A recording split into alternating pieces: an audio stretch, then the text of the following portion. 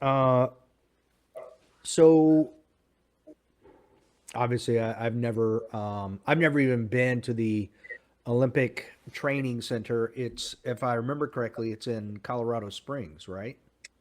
There's multiple training centers. Yeah, there's one in Colorado Oh, Springs, which is mostly the summer sports, and then there's another one in Lake Placid, New York, which is mostly the winter sports. There's also kind of a training center in Chula Vista, California, and then there's kind of a training center out in Utah where the 2002 Olympics were. and Lake Placid was 1980. Correct. Yeah. Yep. Yeah. So I've been around a couple of days. So where did you go to train then? Was it Lake Placid?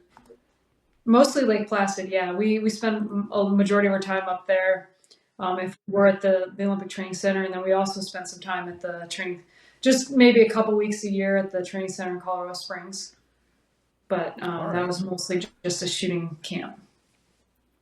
All right. So for all of us that weren't as fortunate as the Barnes twins, lead me through a day in the life of an Olympic athlete at an Olympic training center. Okay, so normally you'd wake up in the morning, probably 4:35, go for a half an hour jog just to kind of loosen up the muscles a little bit, get the lactic acid out from the day before. You'd stretch, probably dry fire a little bit, go to breakfast, go out for your main workout of the day, which would be anywhere from 2 to 4 hours of physical activity, sometimes combined with shooting, sometimes not, and then come back, eat lunch, take a quick nap, wake up, go out for your second workout of the day, which was anywhere from 1 to 3 hours.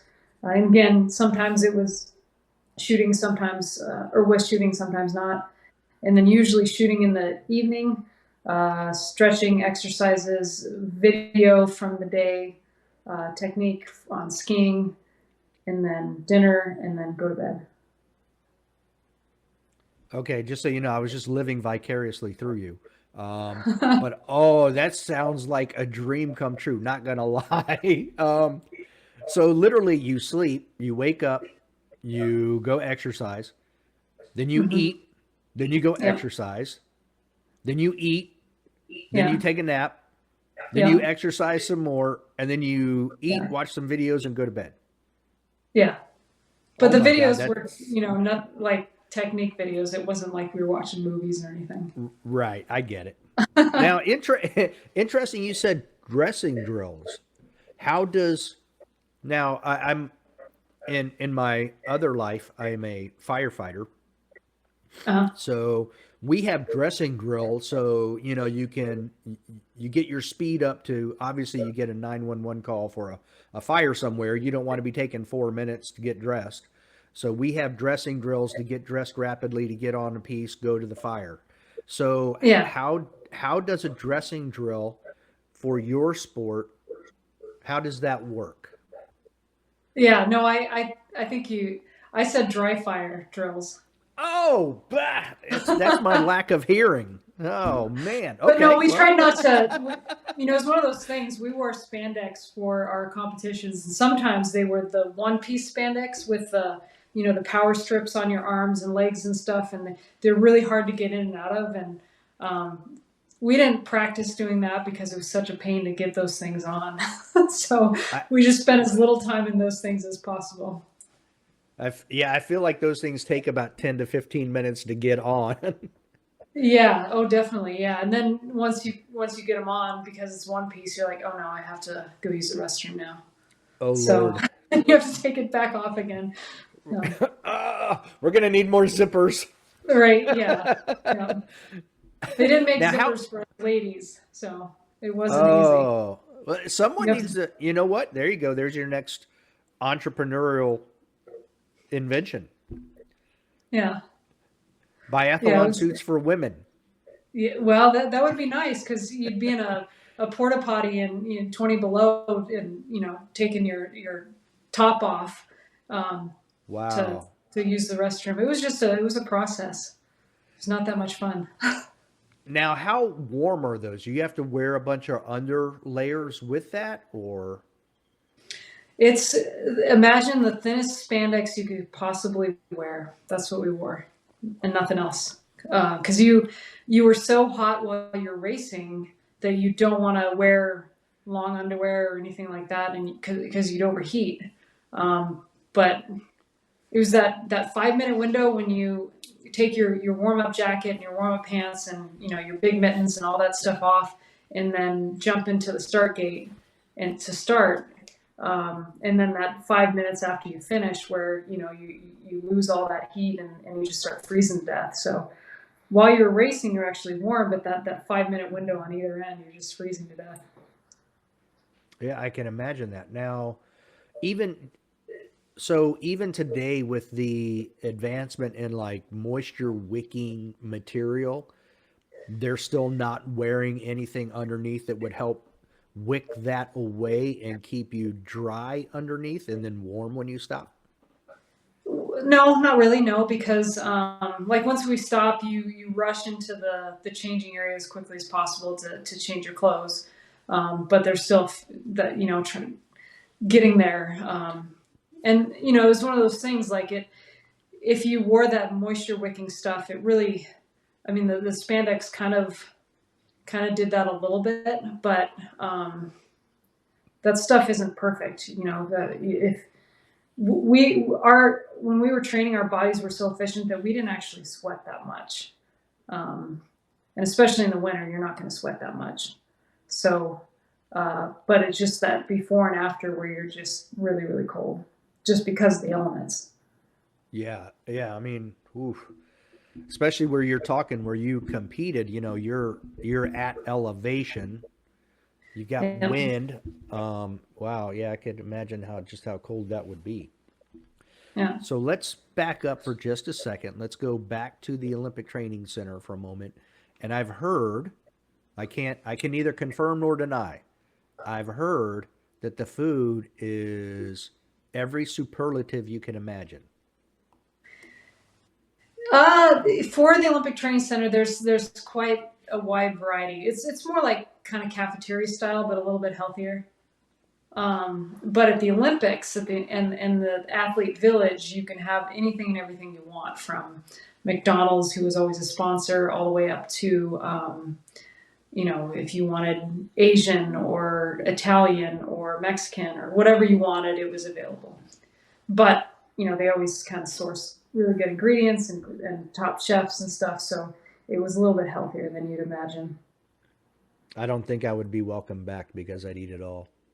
They're like, this guy's banned from future competition. He eats too much. Yeah, well, there were some, it was always one of those things. Like some athletes, they'd start living in the training center, and you have, if you're young, you have access to all this food, and so some athletes would overindulge themselves, and their coaches would have to tell them to cut back a little bit. It happens. Only one dessert, not two. Right. Um, so that does bring up another question about the training center. Does does it cost the athlete to live there, or is that covered by donors? How does that work? So that is covered by each individual sports national governing body. So ours was the U.S. Biathlon Association. There's USA Skiing, there's USA Shooting, there's all these different national governing bodies, or NGBs, and the U.S. Olympic Committee would charge the NGB for you to stay there, and or if the U.S. Olympic Committee was trying to help a sport out, they would pay for it through sponsorships through the U.S. Olympic Committee. Okay. Well, that's cool. So if you were an athlete and you stayed there, you wouldn't have to pay necessarily, as long as you were on the national team. If you weren't on the national team, then you'd get charged to stay there. Okay. So, like, if I was an athlete in another sport, I want to say I've heard of MMA athletes going and training with Olympic wrestlers Mhm. at these places. So, if they were to stay there, then they would be charged for being there and doing that. Yeah, they'd be charged some sort of daily fee. with food and housing and use the training facilities and stuff like that. Okay. On a scale of 0 to 10, 0 being no equipment at all, and 10 being the greatest equipment you could buy at these centers, where on the scale does the equipment at these centers fall? I would say 10. Okay, so Um, it is the absolute top of the line equipment. Yeah, I mean, usually at the training centers they have one or two things. The best, they try to source the best equipment available, and or companies would give them the latest and greatest equipment so that the Olympic athletes can use it and train with it and test it and stuff like that. So um, while not every NGB or athlete has access to that. If you're at the training center, usually you have access to the best equipment. Okay, so if you're on that national team, like you mentioned, you have access to all of that and using it probably regularly then. Correct. Yes. Yeah. Okay, well, that's pretty wild. Yeah. Now, your last, so 2014, you actually, there's a story that goes along with being on that Olympic team. Yeah. What happened and how did you actually get on the team? So obviously made the team in 2006, 2010. Mm-hmm. And I'll just tell kind of the backstory real quick just to kind of Sure. give it some, um, a little bit more insight. But so 2006, my twin sister and I both made the team. 2010, we were both heavy favorites to make the team again. I made the team. My twin sister unfortunately had a bad race in the beginning, but it was a 2 out of 3 race series. So second race she did really well. Third race, she woke up in the morning and the fog was so thick that they canceled the race. And Oh, so usually, which normally is not a big deal, they just reschedule it. But they decided to not reschedule it, and they picked the team based off of the first 2 races. And she had a bad first race, so she didn't make that team. And I went and competed in 2010. Fast forward 4 years later, we were both heavy favorites to make the team, and I ended up getting really really sick and wasn't able to complete the races. And Tracy did really, really well and made the team. And then when they announced the team at the end, she turned around and gave her spot to me so that I could go.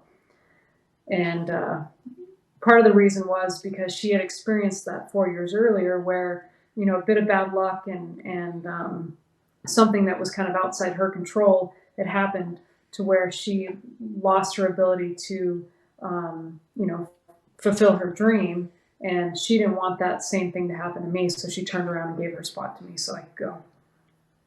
wow, that's a heck of a story.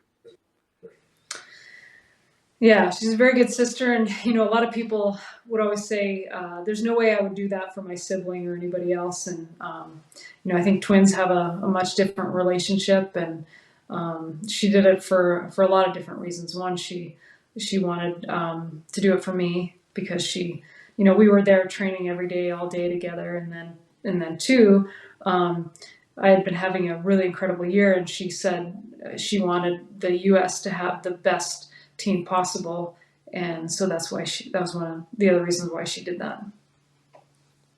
Awesome. And I agree with you. I know a few sets of twins, and there's a completely different relationship with Yeah, twins than there is with any other.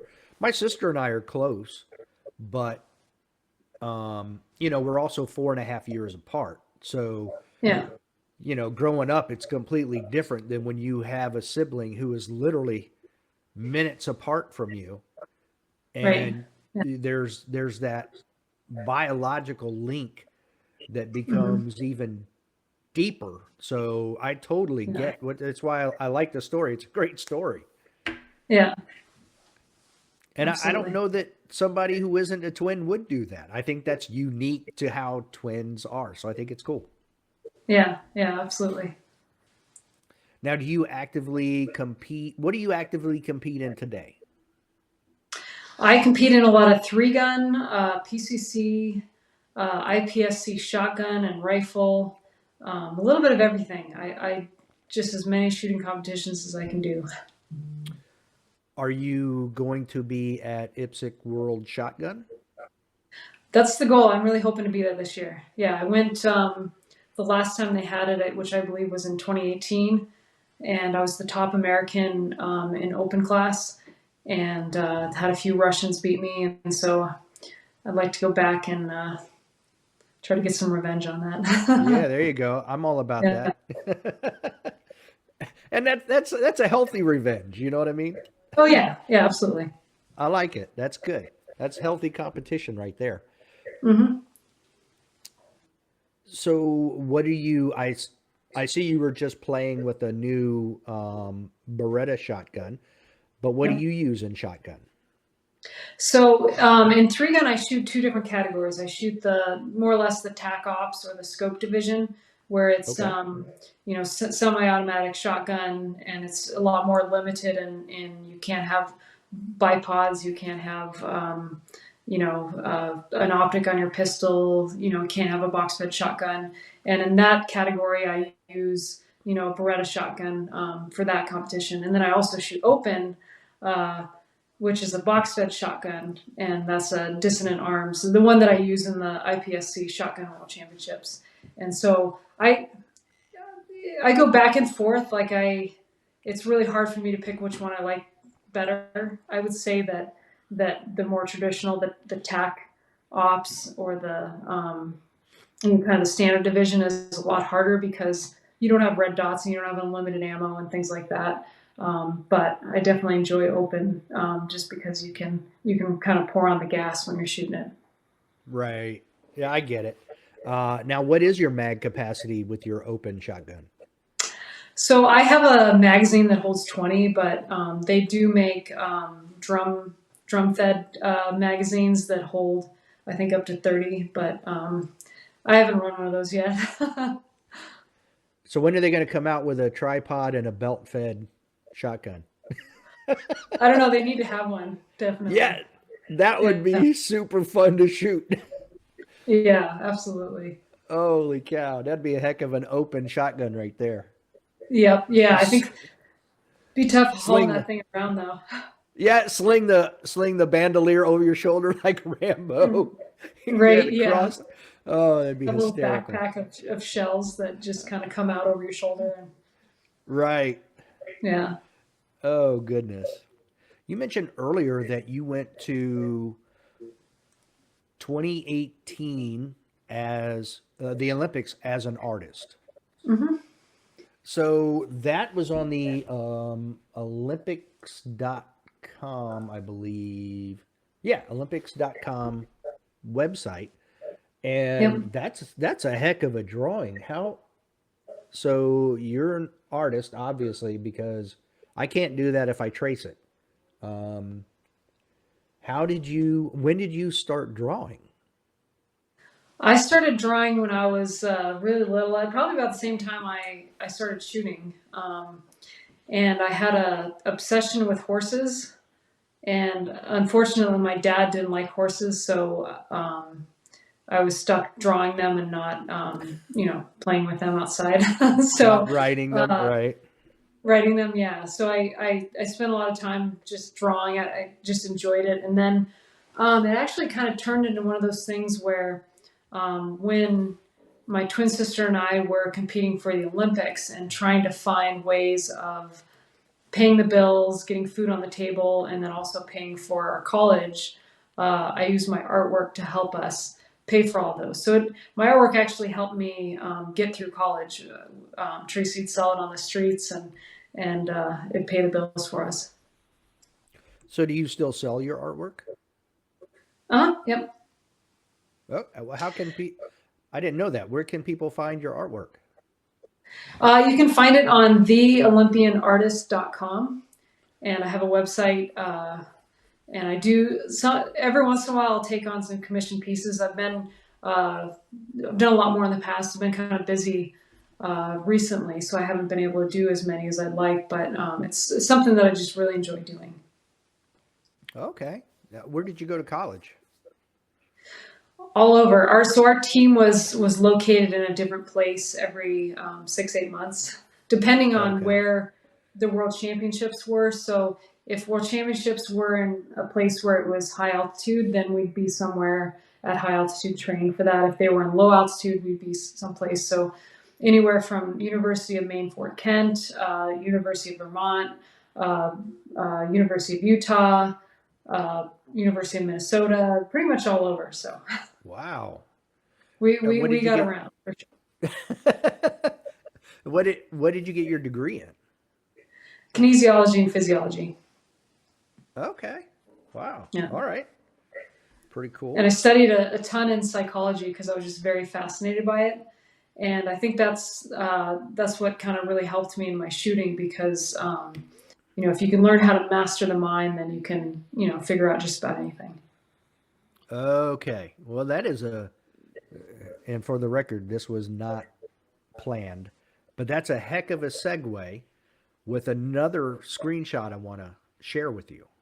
All right. So what I'm sharing with everybody now is a post you shared on Instagram. I'm scrolling to it, trying to find. Here we go. And the picture was you've been criticizing yourself for years, and it hasn't worked. Try approving of yourself and see what happens. Right. Obviously, there's some psychology there. Uh-huh. There's self-image going on there. Can you expand on that a little bit? Absolutely. Yeah. I mean, there's a lot of lessons that I learned in biathlon. I mean, so many I can't even, it take years to go through them all. But one big thing is that, um, you there's only certain things you can control, and there's no point in focusing on the things you can't control because there's nothing you can do about it. So by focusing on the things you can control, and one and most important being your attitude, that can help you to lead a much more successful life. Obviously, if you believe in yourself and you um, believe you can achieve something, then you're more apt to be able to do it, as opposed to if you're always hard on yourself. You know, other people around you might give you motivation and things like that, but a lot of times it has to really come from within if it's really going to happen. So, what would you say to somebody who is a perfectionist and always expects perfection of themselves? There's nothing wrong with being a perfectionist. I'm kind of the same thing or same way, but you have to be realistic with yourself. You have to set achievable goals. I mean, there's nothing you can't. If you put your mind to it, there's nothing you can't achieve. You just have to figure out how to do it and do it realistically. The problem is when you set your mind to it but aren't willing to put the steps through to get there is the biggest problem, and realistic steps too. But I'm very adamant about being able to do anything you can put your mind to. And that was good. That was a very good segue. Thank you. Yeah, definitely. Yeah, That worked out perfect. yeah. Um, Now you do. I'm going to use the term or phrase, whichever you want to call it, trick shots. You post a lot of that stuff on your Mhm. Instagram, but obviously it's not. You have skill, so it's not necessarily a trick shot. That's why I use that phrase loosely. Okay, Right. but I've seen you post stuff on a unicycle, which is ridiculous. I've Yeah. seen you on one of those exercise balls, standing there and balancing. That I could see would be a little bit easier per se once you get the balance thing worked out. Hmm. But how long do you work at these things before you master them? Like obviously the unicycle, it's just a matter of mastering the unicycle. Then you've already got the shooting part down. But like the balance on the ball, I remember you saying something like you had to do that in small steps. How long did that take? Well, I mean, so for the to be able to balance on the ball, like our when we were training for biathlon in the Olympics, so we would our coach would have us stand on the ball for balance, and then he would throw a weighted ball to us. We'd have to catch it and then throw it back, and obviously not fall off. And so we didn't necessarily just decide one day to just jump up on the ball and stand on it. I mean, you have to kind of gradually work up to standing on the ball, like, start on your knees. And then once you're comfortable with that, then, work up to standing on it with an assist and things like that. So it took some time to do that, but we also balance and core strength was part of our training. So we really worked on that a lot to be able to, balance on a ball. And for me, standing on it now is something that's a lot easier than what I, when I first learned, because, part of it's technique and finding that balance point. Bouncing on the ball just like that is no different than a unicycle, because once you find that balance point, it's actually not that difficult. Yeah, and I don't know if you see it, but I actually shared, while you're talking, I shared the video of you spinning the Texas Star and then getting on the ball and shooting the Texas Star. Yeah. So making the rest of us look bad. That's pretty solid. So that's pretty Yeah, neat. I mean, go ahead, sorry. Oh, that's okay. I was just going to say, you seem to do a lot of balance stuff, because you also have a balance beam, but unlike at like a USPSA competition where the beam would be at ground level, it's like at waist level and you're walking across shooting. The unicycle, you do a lot of balance stuff and shooting.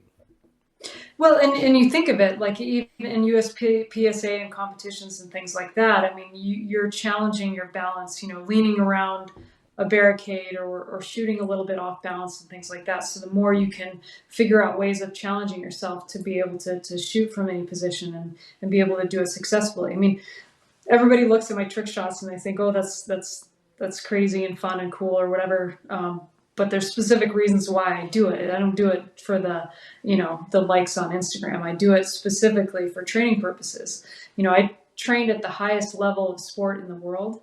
And once you do that, one, you get burnout really easily. I spent most of my young adulthood training at a very high level. And so if I do a lot of that now, I get burnout really quickly because that was so intense. I have to find ways of keeping it fun and creative and things like that. And then two, once you get to a certain level in shooting, you have to think outside the box in order to continue to improve. And so that's why I do these trick shots, is because they're actually ways of helping me to improve specific things in my shooting. Like the unicycle, for example, if you don't keep pedaling with the unicycle, if you stop pedaling, the unicycle stops and you have to hop off. So in shooting, we have to learn how to keep our feet moving while we're shooting. Otherwise, we're not going to get to the end of the run as fast as we want to. So it's just, for me, it's another way of forcing my mind to keep those feet moving while focusing on the shooting, to be able to get to that next level in shooting. So that's why I do those things. Yeah. I mean, like you said, you have trained at the highest level. And so, you can't just go out and do the stuff that I would do, because that's not going to be challenging to you. You have to do something. You have to keep raising the bar every year to keep challenging yourself. I totally get it. Yeah. That's going to be the new Lanny Barnes challenge. There you go. You heard it here first. Casual Shooters Podcast. On a unicycle, keep your feet moving, hit the target. Oh, let's see if JJ and Nils can do that. Yeah, you learn how to unicycle first before you even think about putting a gun in your hands. Yeah, I'm out. Until next time. Don't be a little bitch. Yeah.